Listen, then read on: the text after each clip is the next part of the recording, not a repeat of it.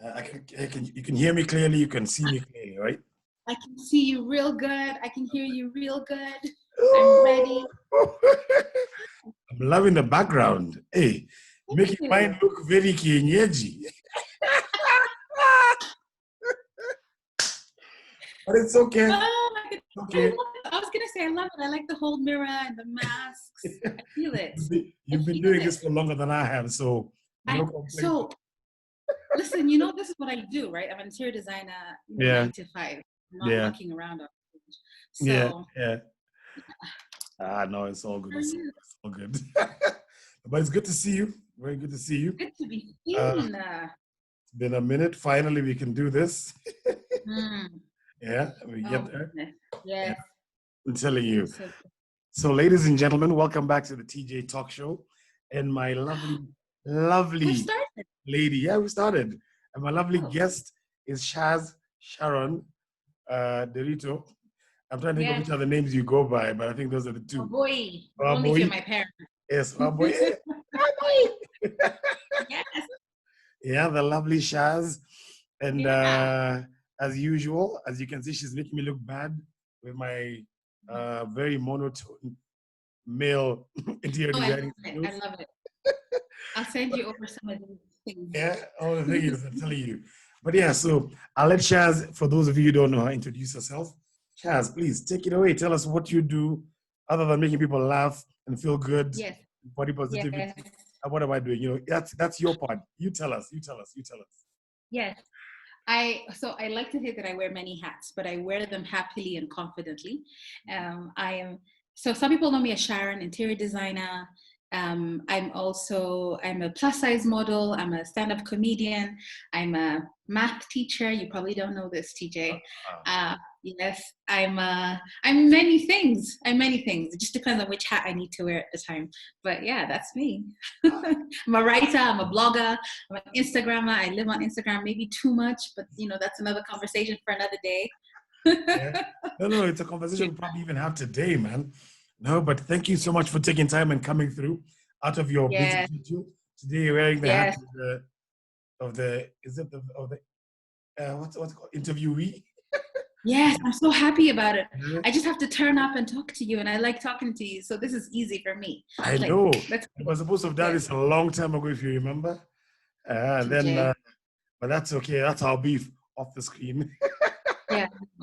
But so far, so good. I've been loving what you're doing. I've been loving what you've been doing and everything. Today, I decided also I can be a comedian. I dusted my jacket off.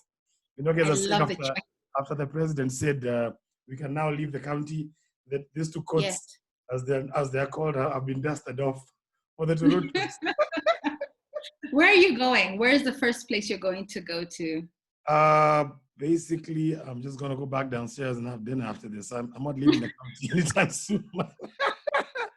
It's like, now we can leave the county and go get Rona or take the Rona. No. Yes.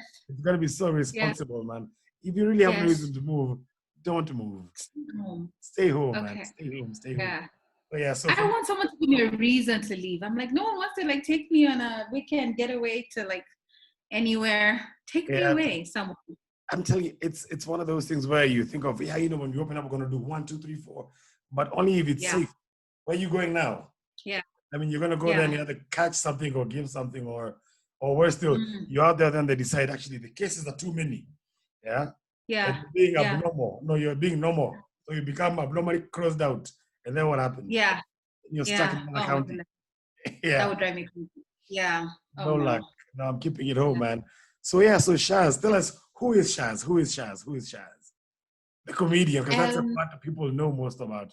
We'll need to talk about Shazz the comedian, Shazz the model, Shazz the body positive person, Shazz the interior designer. So let's start with the comedian, because that's the person who everybody knows. Yes, I'm surprised that that's the person everyone knows, because to be quite honest, I've only been doing this for a couple of months, and I kind of fell into stand-up comedy honestly. I say it all the time, people don't believe me, but I fell into it by mistake. I was doing an interview with Jeff Kwenange and Professor Hamo and a bunch of other guys at Hot 96. Mm-hmm. And so after the interview, it was a very serious conversation. We were talking about Westgate. My sister and I were at Westgate, and we survived that. And we're there to talk about it on the 5th anniversary. And it was a very serious conversation, but I just had moments of just being myself and just needing to be funny. And then one of the producers was like, hey, Shazz, I think you should try stand-up comedy. And really, that's it. And so he just didn't know that I was ripe and ready to do it. And so one of the, I'm not those people you need to like coerce and, convince and PowerPoint. I was like, oh, okay, cool, let's do it. And so I did. So that's how I got into stand-up comedy. And you've been for my show, which is amazing. I love that. It was and lovely. Cracked up. Love. We're like, this should have been happening more often, but we didn't have the proper stage for it to actually take fruit and take off.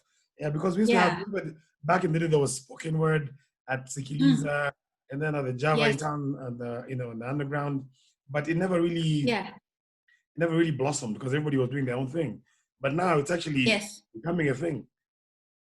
For real, and actually there's actual collectives, like there's people who put it, taking it upon themselves to like organize comedy shows and, put them up. And actually we were doing really well, of course, up until the Rona, and a lot of, gigs were canceled. You can't imagine being in a room, guys are laughing, ha, Rona inside your mouth. Another guy, ha, get in. Yes. We don't have that. So you laugh quietly, online, I miss so much. on the screen. Yeah. No, I mean, it's one of those things that I'm really hoping and praying that really grows. And I mean, kicked off to an amazing start. And how has that changed you've always been a bubbly personality. How has that added onto your life? You know what's funny? I feel it.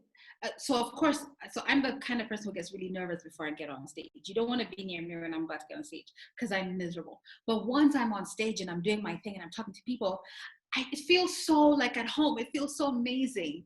And I go, oh, okay, cool. This was another thing that I didn't know that I always wanted to do. It's been such a gift for me. And I have to say it's opened up my world in terms of not just like the comedy shows and stuff like that, but even the people, like the other, look at you, I'm talking to you, we've reconnected through comedy because you came to one of my shows and then we've had conversations out of that. And I feel like it's opened up other parts of my world and of my life that were never an option. So one of the things we did a show, I did a comedy show with a bunch of the other comedians at Modega, and me, I was just there trying to be funny. And so literally like, to make this rich people laugh, man, because they paid us money. And so then I started emceeing. People, like, they would invite me to do like their corporate gigs and stuff like that. And especially for people who I would never in my wildest imagination have thought that I was going to have a conversation with them, petroleum industries, Jihu. Wow. It's been amazing. And I love that people are embracing not just stand-up comedy, but also my stand-up kind of comedy, because I am a little bit, well, let's just say on the edge. I don't know what the edge is. No. I mean, that's the thing. We've been too conservative. People like this stuff. It's just that we want to do it from, like on radio, when you hear the people calling in and they're being a bit nasty, but guys like, ratings go up. But guys don't want to say it face to face. And I'm like, dude, this is where we are. Life is for living. So true. Say it. Yeah. Yes. People love it. No. Don't change one of that. my favorite. If you remember, like Mike Roa said his music is very provocative. And he tried to tone it down so that, he could be more. People called the cops on him. I think it was either in Dubai or somewhere. They're like, we've got an impersonator here. So why? Yeah. Why? Yeah. And also I feel like let the people who are, so I think comedians, musicians, actors, sometimes it's good to, if you're too shy to say it, let us say it. Give us the space to say the thing that you're embarrassed to say or whatever, or to call out, because I feel like that's one of our roles as comedians, is that we will call out things, that happen on the, in the DL, on the down low, and the DMs and all that sort of thing. I feel like we're actually doing a service. We're giving a service. We're your mouthpiece. You just don't know. Yeah, and added on to that bit, I was laughing. In fact, I was just remembering how you did the one at Blue Door, and yes, fun. Oh, that was fun. Even the setup, everything was amazing.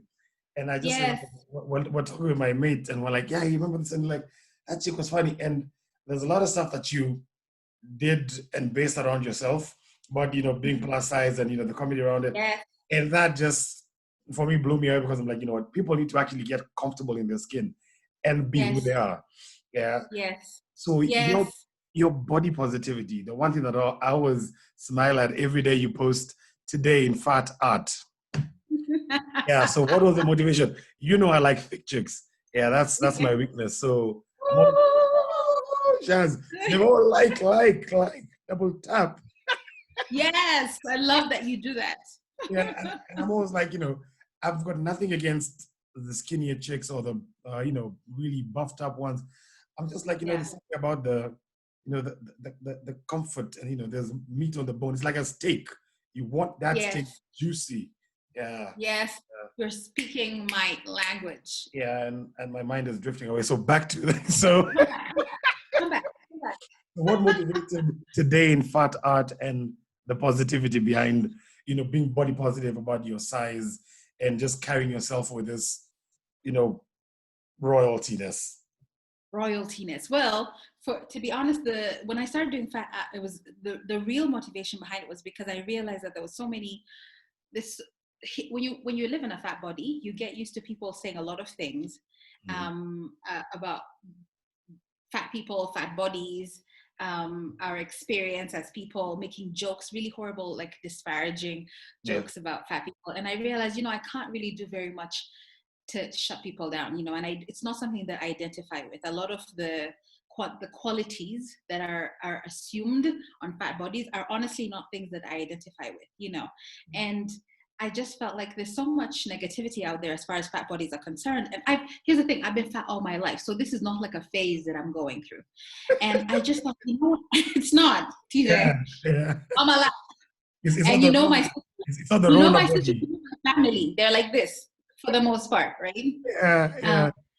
So I just thought, what, I'm going to do something. I'm going to put, because people don't see enough fat bodies and fat women and men in particular who just like their bodies, who celebrate their bodies, or see us in anything like drawings or paintings or photography or anything, dance videos, where we're not like the butt of a joke, right? Where we're not being disparaged and not being sort of laughed at and, 5%. I'm like, listen, I can do nothing.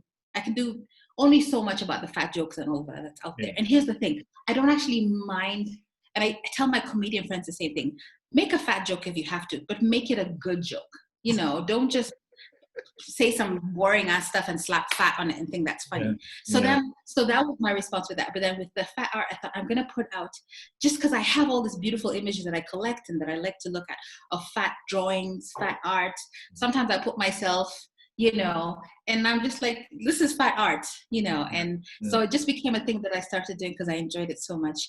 And now it's my fat art, and it's the pictures that you see every day on my Instagram. At first I noticed you tried to hide the identity, but it's this is how it looks. Look at those. Yeah, if you can guess who this is. Hey, why are you telling my business? And I'm like, yo, yeah, we can see you. I don't think I will ever run for political anything, but this is me trying to hide my identity, when I'm posting one of those sexy. You remind me of those kids who were playing hide and seek, but if I just close my eyes, if I can see them, they can't see me, and we're good. No, it doesn't work like that. Trust me, there shall be a time and a place for you to run for political office. Everything in its own time, and this is a beautiful time to be alive, I tell you. Here for it. And how has always sorry you're saying? Sorry? I wish I was actually interested in politics, but it's okay. No, we shall nominate you, don't worry. So thank you, John. How has growing up being chubby all your life affected you? It's been interesting. I think it's one of those things. I feel like it's been like this, right? For the most part, it's been like this because I've been very lucky in that I didn't receive crazy grief from like my family about my size or anything. And when I did, it was always maybe because like I I was a girl who also wanted to wear a miniskirt. I wanted to wear the plunging neckline and the boobs out, and I was tearing up my clothes to make them cool. And my mom was just like, "Oh, okay," but well, they don't make them in my size. So, and I want to look cute and I want to look hot. I don't want to have to be thin. I don't necessarily think that I have to be thin to like wear a sexy outfit or to do the thing. So I feel like my family especially have just dealt with it. They've come around to it, and I actually kind of appreciate it. You know, let me tell you, I keep telling my mom, you wait, one day I'll be modeling a bikini on the front cover of a magazine. There you amen. Go. Right? Amen. From your mouth to God's ears, man. You got this. You got this. You got this. I'm so ready for it. So I was telling my, so it's been that thing where I've always thought, I honestly, I have had, you know, we all have moments where you think, oh my goodness, you know, maybe someone doesn't like me because I'm this body, or I can't do this. But it's not been something that's been part of my identity. I feel like for the most part, I'm always like, why can't I date the most handsome guy in the thing? Why can't I be the person to be, you know, front and center in a music video? Why can't I, like, why not? Why fat cannot be the reason. Me being a fat person cannot be the reason that I can't do things, you know? And so I feel like, in a way, I guess Instagram or the comedy and all of those things have given me more outlets to go, you know, fine, if people won't do it for me, then I'll put myself front and center. Why not? Why not, TJ? Fat cannot be the reason. You can't tell me I'm not beautiful, not attractive, not smart enough, not able. What? You know? Yeah. No, you've always been positive. That's a good thing. I've actually never known you to have a down moment. I mean, I've actually never seen you down. So that's a good thing. But on the other hand, if you think about it, fashion is changing, because now it's all about the skinny anorexic type models are no longer the in thing. People are going towards the thicker side. And the other thing I noticed, especially with my mates, who are, you know, like, oh, this picture perfect, nice looking chick. But when they have a couple of drinks in them, they go like, yo, so what's up, shorty, with that thickness? Listen, if I had $1 for every sliding into my DMs, you know, I have to say though, one of the things that I really appreciate about guys now, TJ, is that a lot of guys are not just sliding in the DMs. They're like you. They're out and into it and proud and talking about it. Which, you know, I was earlier years, like maybe when I started my page, people were only on the DMs. On the DMs, not reposting anything. And I feel like with time, guys are being very honest about it. Like, this is what I like. This is the kind of girl that I like, and I love it, and I wouldn't change anything about you. And that I feel like that demographic is changing. I don't know if people are coming out of their fat closets, or I don't know what it is, but I'm here for it. It's always been there. It's always been there. And I'd say predominantly it used to be an African thing. But I'm also seeing a lot of Caucasians, you know, a lot of Jews getting into it as well. So you see you know, a white dude with a black chick, and you're like, yo. And then even white chicks are also having some thickness now, and you're like, oh. Yes, and I'm like, more power to you, girl. Have that milkshake that you always wanted to have. You know, let's hide this. I'm like, no, very proud, my friend, very proud. And I have to say, for most part of it, thick chicks age better. You look, you know, there's some yumminess that goes with it when you guys get older. It's just, you know, you see all this like, that's what it's supposed to be, you know. And this whole thing of fighting to fit into this little mold, that's changed now. And plus, I'm like, you know what? I've never had issue with thickness. It's just that I think it's also with age, you get to a place where you really just don't give a damn anymore. You're like, you know what? You know, so it's me who's dating this person. It's not you dating this person. You know, it's me getting married to this person. So why does it have to bother you? You know, it's, you know, you do you, I do me, and life goes on. So for me, I made all power to it, man. And I'm actually really looking forward to seeing more of that stuff. And now we've also got the Miss Plus World. We've got a lot of positive things coming out of it. For me, you know, that's one of the reasons why I'm like, you know, I'm just going to keep doing the things that I'm doing, because even one of the things that you'll find a lot of people, like the popular things that people like say is, you know, what about your health and da-da-da. And I feel like, so I feel two things about, I feel a lot of things, but one of the things that I feel about that is, especially when I get sort of like the fat trollers who are like, what about health and da-da-da. And I find, how do I say this compassionately without biting people's head off? Take the gloves off. Say it. It's an adult show. An adult show. No, but here's the thing. If the thing with when you're a fat person, so I'm a fat person, I have a fat body. When you see me, it's the first thing that you see, right? And it's not something I necessarily think that I struggle with, but it's something that you will see. And I feel that a lot of people want to do the health concern thing because it's something that they can see and they can call it out, right?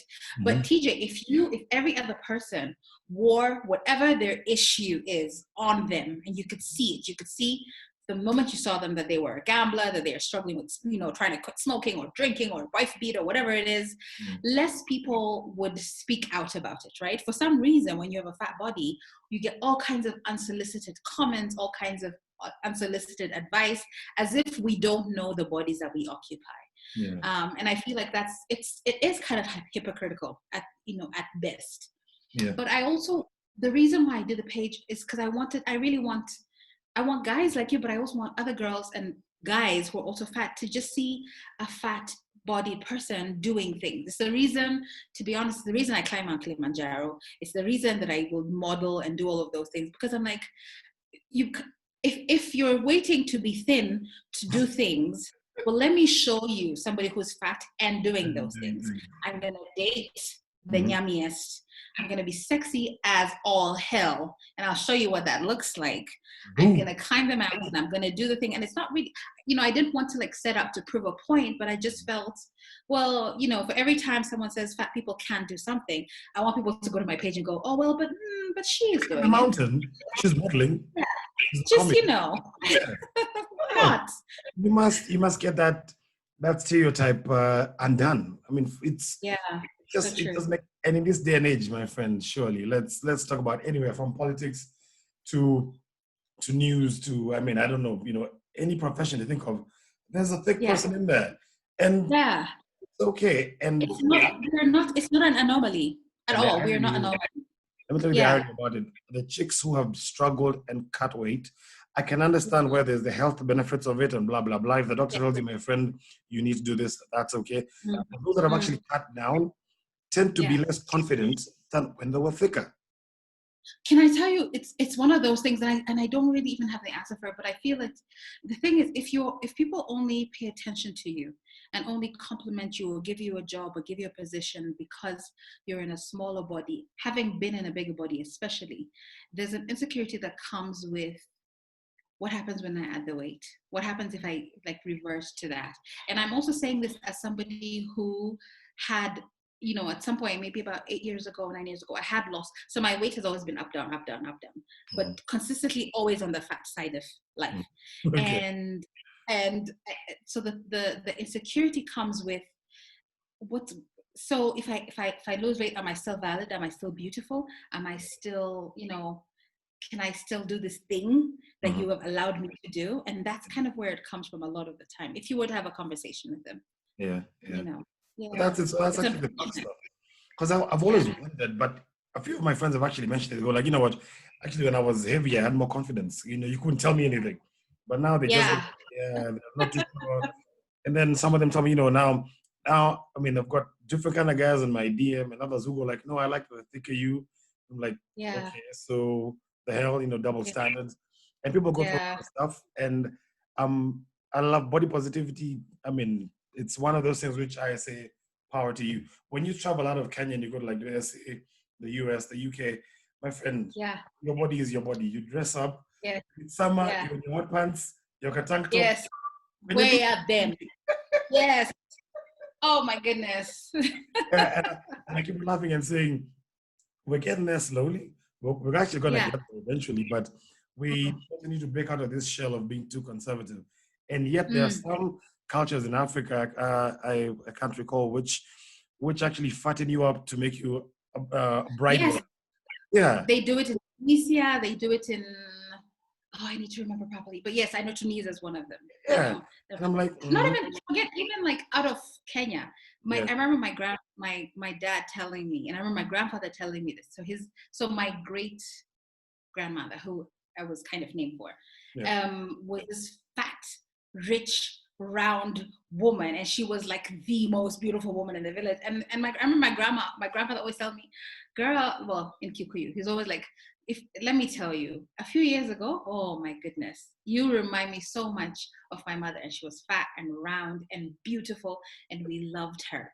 That was it, and I'm like, I wish I could go back, but maybe I couldn't, maybe not, emergency colonization, maybe not, but yeah. Even our cultures. Yeah. No, it's true. I mean, and we must embrace it as it is and love people for who they are. So what's been your highlight? Because now you've been doing a lot of things, I know, with the interior design and, with the comedy and emceeing. And and the modeling. We've not even gone to the modeling yet, but you've done a lot of things in your brief life. What's been your highlight so far? Oh, wow. What a question, TJ. I never know how to answer it. Let me make it up. Well, there's a highlight, and what makes Shazz tick? What makes Shazz happy? I mean, what makes you get up and say, you know what, there's gonna be a good day. Let's do this again every day. Yeah. So I have to say, my page on a social media, different making changes in life, that Queendom has been amazing for me for that, because especially when I go into my messages and people are like, oh, I had a baby a few months ago. My body hasn't gone back to what it used to be. There's so much pressure for it. But I feel like I watch your page and I get really encouraged. And I'm telling you, it's honestly such a gift, because sometimes I make those posts for myself, right? I make the post for myself first to like celebrate myself and to encourage myself. And then that happens and I feel like, okay, that's amazing. But I have to say though, during COVID, so I teach online. Yeah. And it's been such a joy. I teach math online.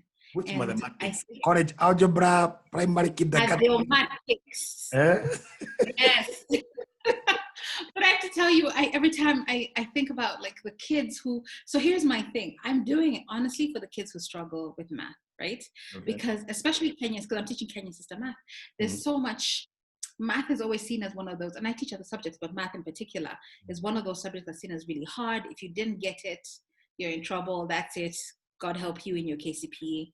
Yeah. And I have to say, it's such a joy for me to think about, okay, I'm doing this. I'm over explaining this. I'm taking my time to explain this thing for some kid who maybe has been number last, standard one, and they're not getting it. And I just have all the faith and the hope that this will also change their lives. So I'd say those two things. I'd say my page for sure, and teaching for sure. Keeps me, I'm going back to teach. After this, I'm teaching online. So that's my thing. Okay. Yeah. No, that's really, I mean, I didn't even know you teach.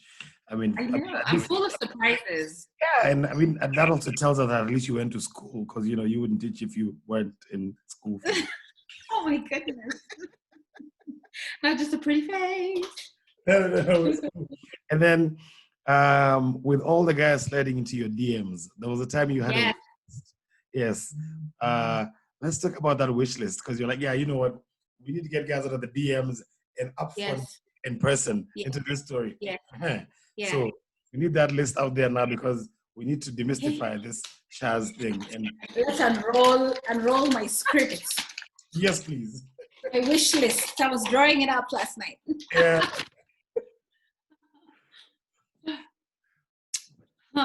Is that a serious question? Really? If you do have something in there, I mean, I'm actually quite curious to see what kind of, because people wouldn't, women like you are very intimidating. Let's start there. Because explain that to me. Because you're a high achiever. Because most people you're a high achiever, you've got multiple, faces of things that you do. You're successful on your own account. You don't really need anybody to give you permission to be who you are. And that's something that women within the African context have always been told, you must dumb it down a bit so that you can get a man.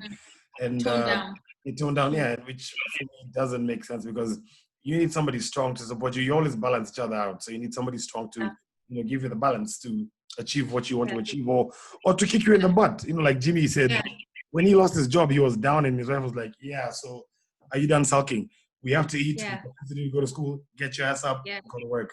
So, you are that kind of a woman, and that for most people, like, yeah, she's cool, she's funny, but man, maybe she needs somebody who is a Mweshimiwa or somebody who is a CEO, to tame that tiger. Yeah, so it's quite interesting to figure out what space, say the dudes you would want them to be playing in. Oh my goodness. Whenever I hear like me and intimidating put in the same sentence, I never know what to do with it. And I understand what you're saying. But I also think honestly, I don't know who's going to be listening to this, but if I could say this to a guy who's like checking out some girl and thinking, oh my goodness, she's done so many things, like I'm a bit intimidated. If the thing that you feel is intimidated, I would just encourage you, first of all, to not be, because I feel like anyone, like when I think of myself, I feel like I go after these things, one, because I have a great realization that life is too short, and we cannot wait for anyone, not a partner, not a family member or anyone, to give us permission to do those things that we want to do, right? So if that is true, then I'm just someone who wants to eat life with a big spoon. Literally, fat girl wants to eat life with a big spoon. And if you are in my life, I will encourage you to do the same thing for yourself. Whatever that is. You want to be a Safari Rally driver, you want to, I don't know, just be a painter, or start a business. I feel like I would hope that guys are more actually drawn to someone like me rather than put off, because I feel like someone who knows what it's like to go after their dreams can encourage you to do the same, right? Or else we both sit together and just sulk about how life is hard and how Corona is just taking away opportunities and all of that stuff. And you can sulk for a while, but at some point you need to get up and go ahead and do stuff, right? So that's, I would tell that to the guys. But when it comes to my list, so here's the thing. I know you're used to seeing me on stage, TJ, right? And I do the thing and I'm a firework when I'm on stage. But I'm a home girl. You see this? I like being home. I like being, in fact, by the way, TJ, please appreciate this face. This makeup, these lashes, this bra, which you cannot see. I put it on for you, okay? Ooh. Like after teaching, listen, my Netflixing, chilling, reading, watching stuff. Like, I'm a home girl. So, despite what you see on social media, I'm really a home girl, so I like somebody who likes to do that. I love to cook. I don't like eating by myself. So I like cooking. I like being cooked for. So I like somebody who's into food. I don't know that I can date someone who's not into food. I think we might struggle.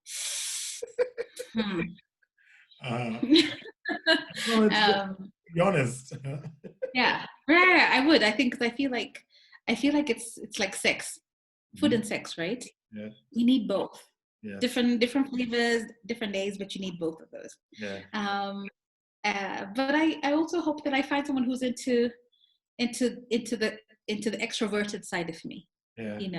And able to like encourage me or come out and enjoy the comedy, but also be happy to be home alone, cuddling, doing bad manners. And then the other thing I was going to ask you is, you're a very sexual positive person. Absolutely. Yes. So you want to speak into that? Because I really don't even know how to ask that question. But so how did you just decide, you know what, I'm sexually positive, I'm just going to be like, boom, this is it. Yeah, take it or leave. Can I answer the question you're not asking? Yes, please. Continue. Yeah. I love you, TJ. You're kind of blushing. It's beautiful to see. Well, so here's the thing. I don't think it just happened all the time, but I feel like I've always felt like sex is it's a beautiful and it's a positive thing in our bodies. And so actually I talk often, in relation to just the body that I live in, right? Big girl, big body. And when you look at a lot of what people say about, fat people, fat lovers, all of that, so that people have a lot of opinions. And again, a lot of things that I don't necessarily resonate with. I feel like if you have a body and you enjoy sex, then you're okay and you're allowed to enjoy sex. And so I like to talk about it often. I like to talk about things that people would maybe be shy about, desire. I really love, I call myself an equal opportunity lover, which is why I find it hard to answer what kind of person I want to be, because I always think the person that I would enjoy being with isn't tall or short, isn't fat or thin, isn't, dark skin or light skin or whatever it is, because at the end of the day, really, really, it's cliche, but I want to be with the person who digs this. If you dig this, and hopefully I'll dig what you got. Like, we don't have to conform to any standard of what an ideal couple looks like. And when I look at the men that I've loved, they've been every color, hue, rugby player, nerd, large body, all of that. So I don't feel like I've loved the person, and then we've figured it out. They've learned how to carry heavy mamas if they need to. How to dig. Say it again. Figuring how to dig each other. So yeah, dig this thing. Let's dig each other. So I feel like, so the reason why I talk about sexuality and all that is because I feel like there's so much shaming about what our desires are. There's so much I just feel like there isn't enough out there of people seeing what it's like to be okay with sex, to want it, to talk about desire, openly, in a way that empowers people. And also, can I just say, and this is maybe just a media thing, but I feel, and the reason why you normally will see, I don't always only talk about Black men, but I tend to talk about them more, is because I feel like, especially in media and in society, there's a particular ideal also with men, like tall, light skin, kinashema more, that particular look, right? And I have nothing against it, but I think our Black men are so beautiful, are so under-celebrated. They're always being cast in movies as like the second and third. And I'm like, are you fucking kidding me? And the first guy to die. Yes. No, put the darkest, blackest, yummiest man, skinny, short, tall. So I want to celebrate. I really like to celebrate Black men, and I like them to know that they are sexy and they're desired, they're desirable. I want to eat you up with a big fucking spoon. Oh, am I allowed to curse? TJ, go right ahead. It's okay. That's only You can censor it if I'm being too, That's cool. To be open and honest, we've been too timid for too long. Sometimes some things you need to say it as it is. Yeah, because half the time you're trying to be nice, but you're like, no, actually, what I really meant to say was this. And we need to just say it. Yeah. So say it as it is. Say it as it is. Yeah. But thank you for. I mean, I as a Black person from the male gender do feel appreciated by your comments. Very much. Yeah. I hope you do, Mr. Goatee. I see you. I see what you're doing. I see you posting your running. Gee, I ran how many 20,000 miles in the morning. I'm always like, okay, TJ. I see you work that body. Yes. Show us the after photo. Let's see your sweaty Black face. Let's see it. Yes. Put the straps. Lay entrapments for us. He's trying to get back the six pack, and we're getting older, so we need to take care of it. True. Yeah. Before the doctor tells you, so in no time I'll be that guy there with a baby lotion. Ooh. Look, is that baby lotion in your hands? What is that, TJ? No, put it back up. No, I won't put it back up. It's just a lotion. There's no product placement on this show because nobody's sponsoring it. That's what it's. Get that shmoney. Sponsors. Look at the content he's creating. Come on. It's not for free. Yeah. I agree. Pay me. So, but for me, that was pretty much most of what I was going to ask you, but you said you also wanted to ask me something. So, I will give you the mic. I want to know. Well, so here's the thing. I feel like, especially people who interview all the time, like you have your list of questions and no one gets to go, behind that. And at some point, you and I were going to do this thing together. And I had so many things that I wanted to tap into. So I'm going to start very selfishly because I feel like, I have questions about TJ and plus size things, but I'm curious to know, what is one of the things, so you've said already that you are a plus size lover, appreciator, all of that stuff. Yeah. What are the, and and you said it, the guys will always, like, after a few drinks will come and admit to you that they actually do like the bigger bodied, woman, all that stuff. What do you say back to them? What's the thing I can say to guys that guys will hear? Because I feel like I can only answer and I can only give advice from a woman's perspective, right? Yeah. But like, what do you tell them when they're like, TJ, I see you like a particular style or Yeah. woman or whatever? What do you say? Although I it's want to quite know. simple, man. It's one of those things which, first of all, I find that, and this might come out wrong, but I'll say it as it's in my head right now. The thicker women are more realistic. They're more there's less to be superficial about because they've got a lot of other things that they're probably struggling with, in terms of, the society wants you this way.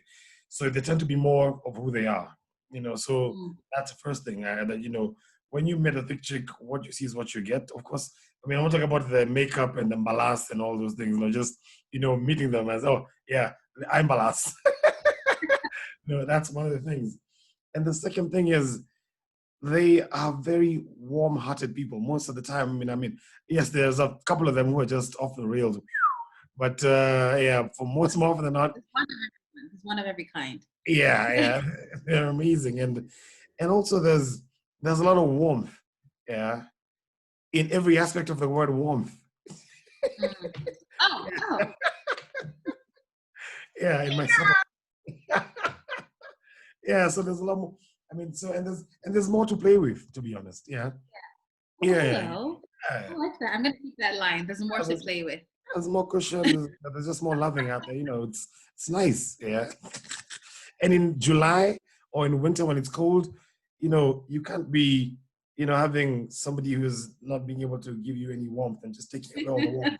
It's got to be an equal opportunity lover, as you call it. Yeah. Yeah. What would you tell your sons? Because you're a father of boys, right? Yeah. And I feel there's a lot of I feel like we learn, what's the word? Not directly, like we learn from society on what is beautiful, who is beautiful, all of that sort of thing. What would do you think that they will just watch your life and learn from that? Or is this something that you teach them about appreciating, all sizes? Or even, I guess, in this age, because you have quite young sons, where they would more like, I feel like kids that age will make fun of fat people first, right? Like it's a thing that's still funny. Yeah. When you're there. It's always that. I mean, it's always, but you see, because they're also boys, there's also what they talk about as what is their ideal kind of woman, and Yes. there's a lot of media of what they watch and what they think, Yes. what they're supposed to get into. But I keep on telling them it's not about what you see; it's also what you can't see, which is actually what makes more sense than what you see. Of course, what you will see is what will attract you at first, but don't let that be, your end game, because most chicks, and this has been a complaint severally within the male section, go like, yeah, that chick is hot, but man, once you get to the conversation, like, yeah, let's just do it. Let's not talk about it. So yeah, I try and I mean, I've got a lot of faults and mistakes. I mean, I've gone through a lot, and I think with my, with my divorce and everything, I probably have put them through a lot as well. And I try to be very positive with them in terms of, this is not how every relationship goes. It's just sometimes things don't work out, and you just have to be honest with yourself. But at the end of the day, that doesn't mean that you won't find love, or you won't be able to move forward, or find a great gal out there who's going to make you happy. And it is. I try to keep it as realistic as it is. So it's not about, oh yeah, it's like, seeing nice cars and you go like, yeah, it's nice, but I'm like, yeah, but you do know that the nicer the car, the more maintenance it has to go with, or there's always other things that have to go with it. Wait, TJ, you saying we're not high maintenance? No, not like that. I'm just saying it's not what meets the eye. It's about being practical. You go like, what, if what you can afford right now is Nduvi, use the Nduvi for now and work your way up to, to what you want. No, you threw me off with it. No, it's not about maintenance. And sometimes the latest is not always the greatest, I'm telling you. So you have to just go with the flow and also listen to your heart. Yeah, when you're not sure, I'm here. Ask the questions, and I'll be more than happy to, give them advice on one or two things. Yeah.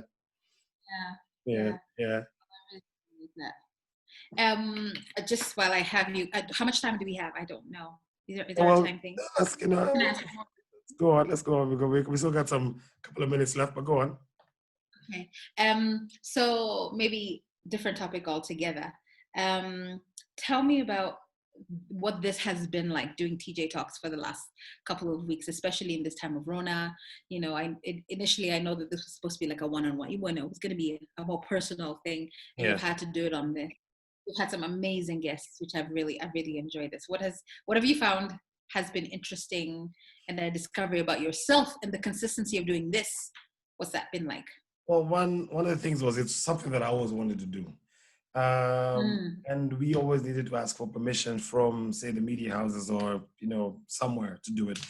And having this platform and actually having people willing to come on and talk about real life issues, real life things, for me, it actually shows, you know, sometimes, you know, that old saying for you'd rather ask for forgiveness and permission. You do the thing. Yeah. The world will catch up with you. And especially when what you're doing is supposed to have a positive vibe to it. For me, I've learned that people have a lot of issues, and people have a lot of grace, and people have a lot of willpower. And there's more to everybody than meets the eye. Because doing this, I've got the guests on, and because Kenyans like being undercover, they'll send me a lot of DMs and calls and ask me stuff like, you know, so ask the psychologist this, or ask about this in the relationship, blah, blah, blah. And there's a lot of stuff going on out there that actually people just need somebody else to speak on. And, you know, they're like, so that's not as bad as I thought, you know, I was going through. And, you know, there's a light at the end of the tunnel. So just hearing that positivity coming out of other people's mouths, for me, it's amazing. It's great. But that actually makes me think of, okay, you know what? Yeah, this person has asked me to talk about mental health. We probably need to tackle that. And a lot of people get affected by a lot of things. And we just think it's us in our little cocoons, but it's out there. Yeah. So for me, it's actually shown me, you know what, people have heavy struggles. And the more you talk about it, the more you've helped somebody out there probably get through one or two things, or even just through one day. And for me, that's what it is. So it's positive vibes, man, positive vibrations. And it's actually made me want to actually change to be a better person. Yeah. Oh, I'm so excited. I only wish you good things. I can't wait for this to be syndicated and, you know, just go. That's not even viral. Just it's one thing to do something because you're passionate about it, and it's always fantastic, and you want to be passionate about the thing that you're doing. But I also feel like it's wonderful when you see people's work being recognized, and I'm so excited for you having done it anyway and started anyway, especially in Corona time. Well done. Thanks. It's just, it's funny because you talked about it before the Rona hit, and then the Rona hit, and then like, you know what, fuck it. Yeah, let's just do it. And do it anyway. Yeah. So well done. Kudos. Keep on pushing it till the wheels fall off. Yes, I agree. I couldn't agree more. So, but thank you so much for your time, Shazz. We'll definitely do another session. Keep on being funny, keep on being body positive, keep on being sex positive, keep on teaching. Just keep on being you. Keep on being you. Yeah. And this thing will blow over, and we'll get back to watching you on live stage, and, you know, hopefully see you out there with Trevor Noah and them out there. I know. Coming soon to a stage near you. So we appreciate you, and we love what you're doing, and keep on keeping on. Thank you. Thank you for having me. It happened. Finally. For the men who want to slide into my DMs, the number is 0723. Talk to TJ. He'll tell you how to find me. So check out Shazz on Queendom blog. And then what's the other one that you have? Because I know there's that. There's Punchline Comedy. So I'm on queendom.blog, and then I have a monthly comedy, music, live conversations show called Linna with Shazz. So I post everything on. Just come to Instagram because that's where I live. That's where you live. With all the other social medias. Don't worry. Queendom.blog. Excellent. And I'll be calling you soon for interior design. Clearly, Yes. We need to upgrade. And thank you for coming through, Shazz. Really appreciate it. Love it. Thank you.